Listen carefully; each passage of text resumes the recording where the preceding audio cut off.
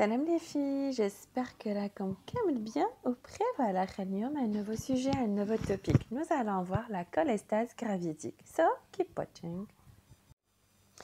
Alors la cholestase gravidique, le syndrome de cette cholestase, il repose sur l'association d'un prurit et d'une élévation des transaminases, les azates et les alates, ou les acides biliaires. L'étiologie gravidique est un diagnostic d'élimination. Donc, le prurit survient généralement au cours du 3e trimestre de grossesse, rarement au 2e trimestre, et régresse dans les jours qui suivent l'accouchement, en moins d'une semaine, pour disparaître en moins de 4 semaines. Il concerne d'abord les paumes des mains et les plantes des pieds, puis s'étend aux membres et à l'abdomen. Il prédomine la nuit en général. L'évaluation sans traitement est une aggravation avec une altération de l'état général et lésion de grattage. Les autres signes sont inconstants, comme un ictère rare et modéré, l'hépatomégalie modérée sensible possible et absence de fièvre. Biologiquement, nous allons parler d'un bilan hépatique anormal à réaliser à jeun, bien sûr, les transaminases augmentées de 2 à 5 fois la normale, parfois jusqu'à 30 fois la normale. Les alates sont fréquemment supérieurs aux azates. Les acides biliaires augmentés supérieurement à 10 micromoles par litre, des taux entre 10 et 20 micromoles par litre peuvent cependant être observés en dehors de toute cholestase gravidique. La bilirubine, quant à elle, totale bien sûr, pouvant être augmentée, prédominant sur la bilirubine conjuguée avec parfois un ictère. Le bilan étiologique et de gravité, il permet d'éliminer d'autres pathologies, la sérologie virale comme virus des hépatites A, B et C, la CMV et l'herpès. Donc il faudrait vraiment faire ces analyses. L'interrogatoire à la recherche de la prise d'un médicament hépatotoxique dans les jours précédant le prurit, évoquant une hépatite médicamenteuse. Exemple, la progestérone, paracétamol, etc. Les lésions dermatologiques suspectes favorisent une consultation dermatologique à la recherche d'autres pathologies dermatologiques comme un urticaire, un prurigo, folliculite, herpès, gestationis. Voilà. Cela permet de rechercher des signes de gravité en cas d'ictère. Les signes d'insuffisance hépatocellulaire, qui sont exceptionnels, tant de prothrombine, fibrinogène, facteur de coagulation, si TP il est diminué.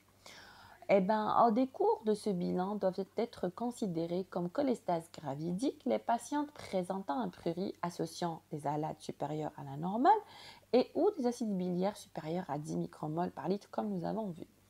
En l'absence de prurit, mais en présence persistante d'alates supérieures à la normale et des acides biliaires qui sont toujours supérieurs à 10 micromoles par litre, un avis de l'hépatologue est souhaitable avant de porter le diagnostic rare de cholestase gravidique asymptomatique.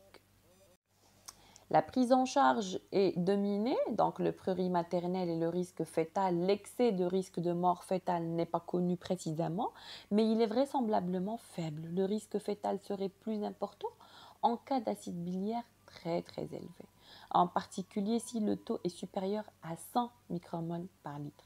Il n'existe pas d'insuffisance placentaire associée.